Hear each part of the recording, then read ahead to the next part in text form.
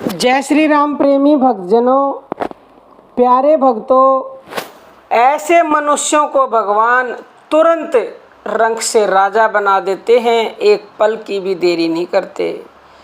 किस तरह के वो मनुष्य हैं जिनको भगवान रंक से राजा बना देते हैं? अंत तक बने रहिएगा जानने के लिए।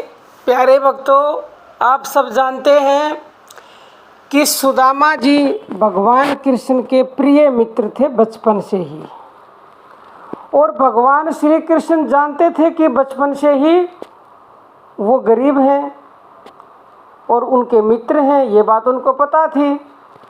लेकिन उसके बाद भी उनकी गरीबी दूर नहीं हुई। देखो, भगवान के प्रिय दोस्त और फिर भी गरीबी में जी रहे हैं।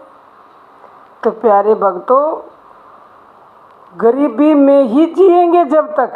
कब तक?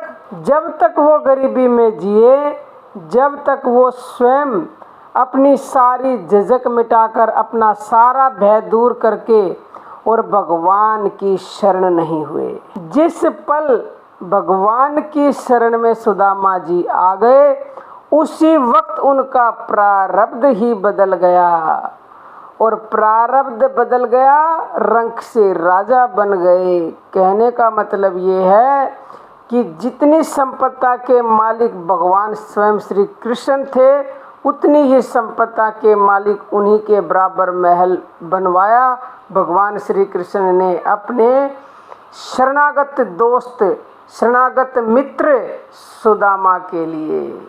लोग कहते हैं कि प्रारब्ध को नहीं बदल सकते भगवान, लिखे हुए को तो भुगतना ही पड़ता है। प्यारे भक्तों, उसकी शरण होने पर कुछ भी कार्य असंभव नहीं है। हम तब तक ही दुखी हैं जब तक भगवान की कृपा हम पर नहीं होती। जिस पल उनकी कृपा हो गई, उस पल आनंद का ठिकाना न रहेगा। ईश्वर कृपा के लिए क्या आवश्यक है? शरणागति। उसकी कृपा चाहिए तो एकमात्र परमपिता परमेश्वर की शरण होना ही पड़ेगा, अन्यथा कोई दूसरा रास्ता, तरीका, उपाय संसार में है नहीं। और भी ऐसे उदाहरण हैं, जब विभीषण भगवान की शरण में आए तो भगवान ने उनका तुरंत राज तिलक कर दिया था और उन्हें लंका पति बना दिया।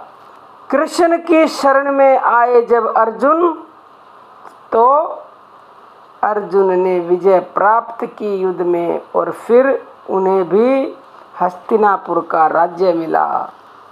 तो प्यारे भक्तों, इतना सा काम कर लो, आप कर लो। मैं प्रतिदिन बोलती हूँ, अगर आप भी ये मेरे प्रवचन सुन के और भगवान के नाम जप में लग गए, तो एक दिन ऐसा आएगा कि आप भी अवश्य ही भगवान की शरण हो जाओगे, क्योंकि इस नाम में इतनी शक्ति है।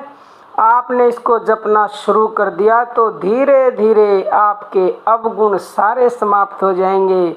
भीतर का जो मैल है वो सब धुल जाएगा, और जिस दिन वो पूर्णतः धुल गया, उस दिन आपका मन स्वयं कहेगा कि आनंद और कहीं है ही नहीं उस प्रभु की शरण के सिवा। तो उस दिन आप न चाहते हुए भी उसकी शरण अवश्य ही हो जाओगे।